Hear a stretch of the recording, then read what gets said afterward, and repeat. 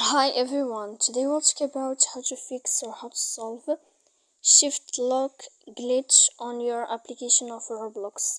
To know how to fix or how to solve shift lock glitch on Roblox, you should just go to settings. Then in this page you will enter to apps, default apps, app settings. After that in this page you will search about Roblox and you will enter here. Then this list of app info you will click on force stop and you will click OK. Then we go to click storage. After that we click clear cache, but don't click here clear data because that can make a lot of problems on your phone as you see. So please don't forget to support us by like and subscribe. See you next time in another video, and thank you for your attention and your watching. Goodbye.